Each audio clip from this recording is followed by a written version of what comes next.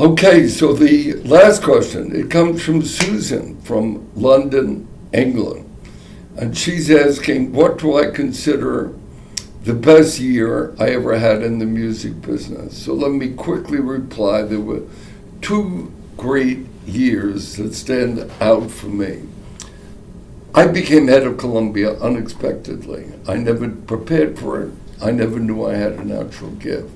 So the first three artists that I signed from my gut, the epiphany I got at Monterey when I signed Janis Joplin and Big Brother, who had never released any music before, I knew that at Monterey I was experiencing a social, cultural, and music revolution, the electrification of the guitar. And I knew I had to sign Janis and Big Brother.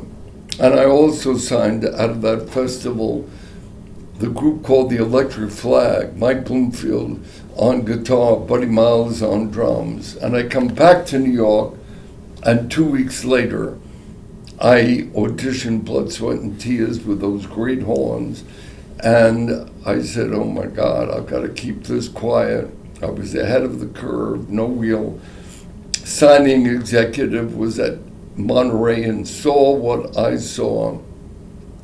So that year of 68, when Cheap Thrills came out, when the Electric Flag came out, when Blood, Sweat, and Tears came out, and all three got great reviews, created a stir that there was a revolution in the works.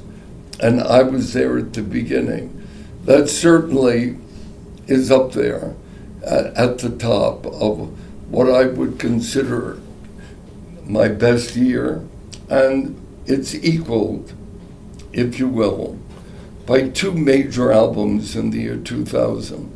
I had signed as maybe the fourth artist in my life, Santana, when I was head of Columbia. And now 25 years later, to everybody's shock, was this going to be Davis's folly or not, in re-signing an over 50-year-old Carlos Santana?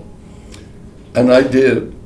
And we made a deal that I would come up with half the album and that he would do the other half in the inimitable Carlos Santana way.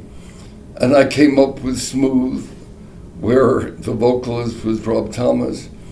And I came up with Maria Maria with Wyclef and Product G&B. And that album has now become the 11th best-selling album in history. We tied the record for the most Grammys ever awarded. I co-produced the album with Carlos.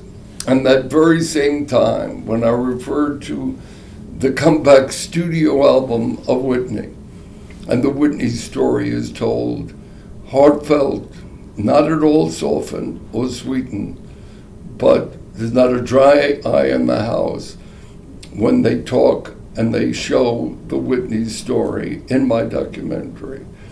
And so the My Love Is Your Love album, that comeback album, It's Not Right But It's Okay, the title song, My Love Is Your Love, propelled that album to a great new height for Whitney. So, okay, you're asking the best years, tied, 1968 and the year 2000. Thanks.